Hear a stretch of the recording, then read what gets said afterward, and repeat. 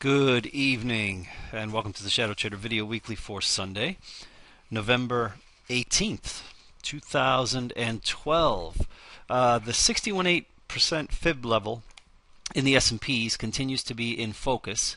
The action leading into Friday was extremely bearish in my view. It just really showed us that short-term traders were really in control. There seemed to be no new money buying as we came very close to these levels and then even started to break down through.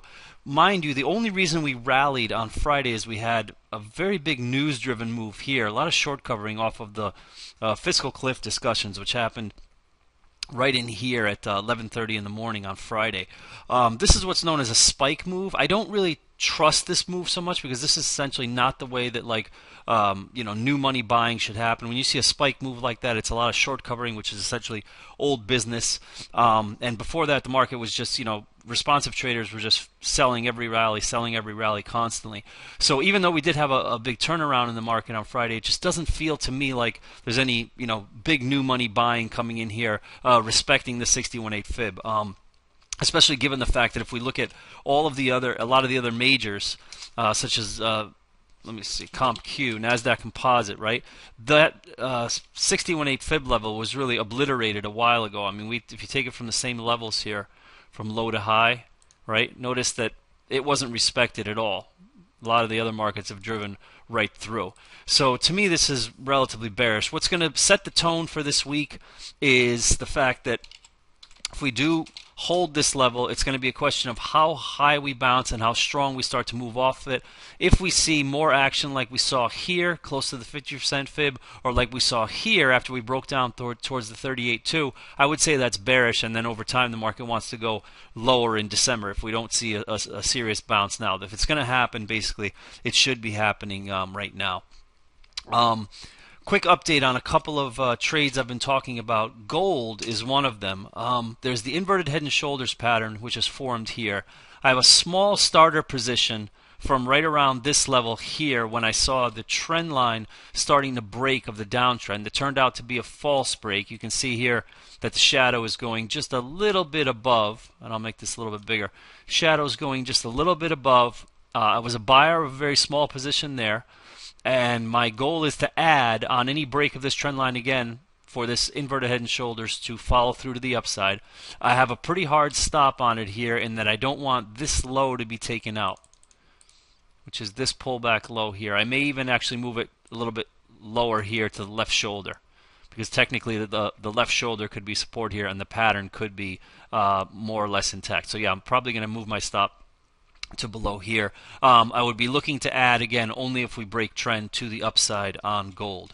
All right, USO, which is the ETF that tracks crude. I wanted to point out to you that there's an interesting pattern that's just formed here, which is called a diamond pattern. Pretty self-explanatory. It looks like a diamond like this, and breaks out of diamond patterns tend to be pretty powerful. I really have no way of knowing if this is going to be up or down at this point, but really you could just look at it both ways. You can either buy stops some crude contracts right in here, or you can sell stops some crude contracts right in here, because I think the move is going to be pretty sizable. If to the upside, crude would have a target here. This is around the $95 range, I believe. I don't have the futures chart here on this platform, and down in here we would see probably more of a $78 to $80 range. I've been discussing this in the Tasty Trade show that I would like it actually to be to the upside. I do like the USO ETF for weekly covered calls. So I think that's a pretty good play as long as you've got confidence that you've got the underlying moving sideways to up. So if crude breaks out of the pattern to the upside, that's probably another avenue that I would be looking at. All right, Apple is always on everyone's radar.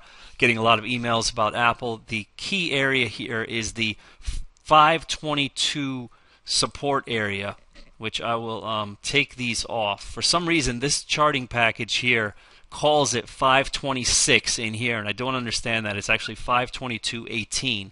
I don't know why there's that discrepancy, but notice that here, the low on Friday in Apple, it just started selling so hard. The low on Friday in Apple was actually 505.75, so it really broke down below that support. So I do think Apple is bearish in the near term, and I'm still looking for a buy on the stock here in the 450 to 470 area right in here. Currently that monthly trend line, this is a very long-term trend line, is trading at 466 and change right in here. I think this is going to be a phenomenal trade to the long side. Remember, as I said in prior videos, it doesn't need to go all the way back to 700 for this to be a solid trade to the upside. All right. Okay, also, just to wrap it up here, I'm getting a lot of emails on different subjects about things going on at Shadow Trader. First thing I do want to mention is I posted a live trade video from this week of ES and Apple that I've put up on the homepage here. You can find it by clicking here on today's video. I'll leave this up over the weekend until Monday night. Those of you that are interested in market internals will find this a really good one, because I talk a lot about the NYSE tick, which Brad and I have been finding has been extremely important in gauging intraday sentiment lately. We've been really looking towards the tick indicator a lot, and you can see in this live trading video I keep referencing the tick indicator, so I think you'll enjoy that.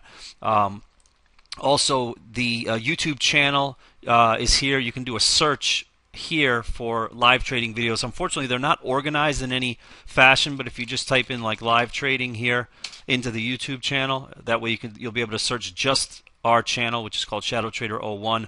I say this because I get tons of emails always saying, Peter, can you do more live trading videos, or where are they all? And I've realized that the only way that they're really organized here is but just by doing a search. So you can check that out at our YouTube channel, Shadow Trader 01. All right. Also, Tasty Trade is a show that Brad and I are doing every day at 2 p.m. and the archives are all here on tastytrade.com, and you have to be logged in to be as a member in order to see the archives. But you can watch the show for free during the day, 2 p.m. Eastern, 1 p.m. Central. Just click watch the show here while we're on. We are Shadow Trader Uncovered at 2 o'clock. All right. Last thing also is, remember, my Twitter feed is still rocking, and you can check it out here at twitter.com. It's just my name, at Peter Reznicek. So give it a whirl there. All right. These are some recent tweets that I've been posting as of late. You can see what kind of stuff I've been talking about there. All right. So anyway, that's it for this week. Bottom line is, overall, we have a bounce in the markets, very close to the 61.8 in the S&P. We went a little bit below it. That's fine. The move on Friday was completely news-driven. It was a spike move, which is indicative of short covering, not really new money buying to me. So I'm a little bit skeptical of it here. We shall see how it plays out in the next week. This is a shortened week coming up. Remember, you've got Thursday, the market's closed, and on Friday, the market will only be open for a half session, closing around 1 p.m., I believe, on the NYSE. All right, so shortened session this week, coming into the holiday. All right, have a wonderful Thanksgiving on behalf of myself and the entire Shadow Trader team here in beautiful Philadelphia, Pennsylvania. I wish you good trading and good night.